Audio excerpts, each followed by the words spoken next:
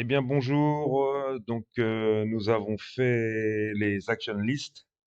L'action list, c'est pour envoyer une information, quelle qu'elle soit. En l'occurrence, là, le tuto d'avant, c'était pour faire envoyer une information MIDI pour déclencher live. Là, je l'avais fait que sur live, mais évidemment, on peut le faire sur tous les logiciels qui sont capables de réceptionner l'information MIDI et d'en faire une action. On va faire l'inverse, donc on va faire les events. Donc les events, c'est ce qui permet de recevoir une information et de la transcrire en action sur le prégo. Donc, toujours pour faire ça, à partir du moment où là je travaille sur un seul ordinateur, je vais travailler avec Loop MIDI. Loop MIDI, il est là. Donc Loop MIDI vous permet de créer un port qui va permettre de dialoguer entre les deux logiciels. Je vous mettrai le lien pour pouvoir aller télécharger Loop MIDI. À noter de la même manière que si vous voulez travailler d'ordinateur à ordinateur par le réseau, vous pouvez le faire aussi avec un logiciel qui s'appelle RTP MIDI, où là, vous allez travailler en réseau, mais l'information sera une information MIDI. Première chose à faire, installer Loop MIDI, vérifier qu'il est en fonctionnement pour pouvoir dialoguer avec les logiciels. Là, si d'un seul coup, je vais sur MIDI, je me rends compte qu'effectivement, Prego, lui, entend bien Loop MIDI en in et en out. Donc là, ce qui va m'intéresser, c'est le in, puisque je vais recevoir l'information. Donc je vérifie qu'on soit bien coché en open. Je suis en ID1 et en générique. Pour faire ça, on va utiliser Isadora. Donc, ça veut dire que Isadora, si je vais dans... alors, attendez, hop, préférences, réseau, MIDI, j'ai le MIDI que je vais envoyer ici. OK. Et si je vais dans communication MIDI setup, effectivement, j'ai bien l'input, le loop MIDI, et en output, le loop MIDI. Ça veut dire que si d'un seul coup, dans Isadora, je fais un send note, donc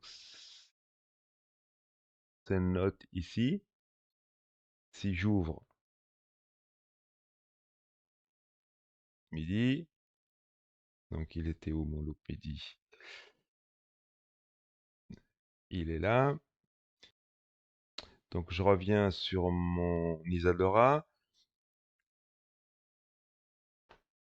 J'ai pris mon acteur envoi d'une information MIDI, send d'une note. Donc là, je suis sur Isadora. Si je fais un trick sur Isadora que j'envoie sur le channel 1, sur le pitch 60 et sur la vélocité, hop, vous voyez que Loop MIDI reçoit bien une information. Donc déjà, on sait que Loop MIDI reçoit une information. Ça veut dire que si je vais dans mes events ici, que je fais insérer un sous-objet event, je double-clique, je l'ouvre. Là, je double-clique, je lui dis que je vais recevoir du MIDI et que je fais insérer un sous-objet trigger. Automatiquement, il m'ouvre de la même manière que si vous avez regardé déjà le tuto sur les action lists, il m'ouvre une ligne MIDI où dès le départ, il me dit que c'est une commande. Là, je vais lui dire que c'est une note on. On va travailler sur le 1 et sur la valeur 127.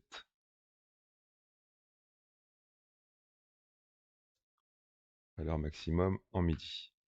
Là, je me suis fait un trig. C'est-à-dire que je lui ai dit, reçois l'information de la note 1 127.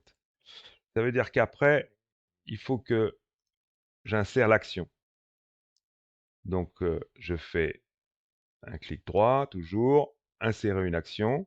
J'ai fait ma ligne de trick, c'est-à-dire ma ligne on va dire, d'envoi d'information. Maintenant, il faut que je lui dise quelle information je fais. Donc, je fais insérer un sous-objet action.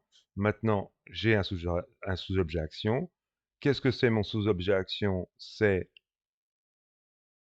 un light control et un playback go. Je peux choisir aussi le playback. Ça veut dire que maintenant, je vais supprimer toutes les autres pour qu'on soit sûr de ce que j'avais fait.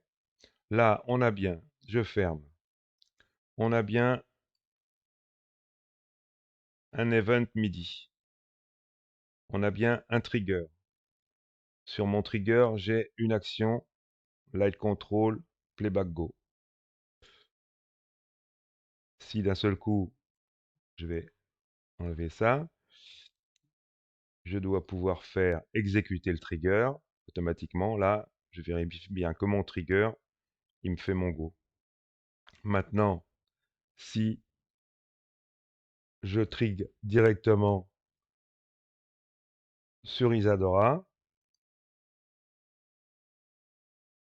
là, il ne trigue pas. Pourquoi il ne trigue pas? Parce qu'en fait, je suis en pitch 60 ici, donc ça veut dire qu'il faut que je me mette en 60 là,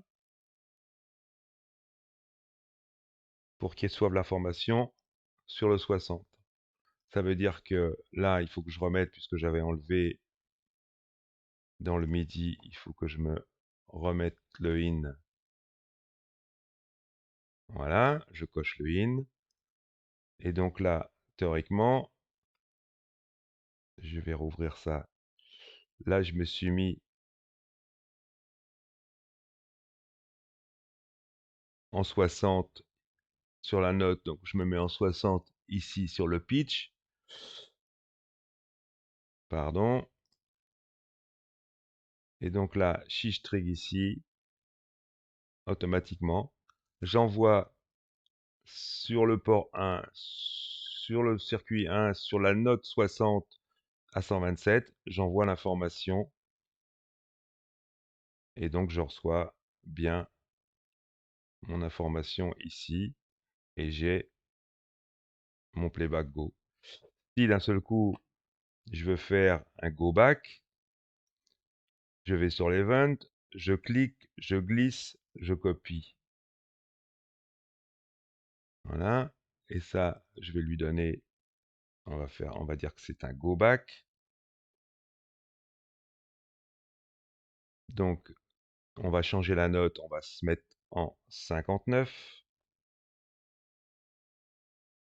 Je vais dans l'action, je lui dis que c'est plus un go, mais c'est un go back. Toujours sur le playback 1. Ça veut dire que là, sur Isadora, je fais un copier-coller, CTRL-C, CTRL-V. Je me mets en 59 ici. Et donc, si je trick sur Isadora, automatiquement, je fais un go back. Voilà. Donc, go sur la note 60, go back sur le 60, sur le 59. Voilà, c'est la base de la liaison d'un event en MIDI sur le Prego. S'il y a des questions, n'hésitez pas à vous abonner, n'hésitez pas à commenter, n'hésitez pas à poser des questions. Je vous remercie, au revoir.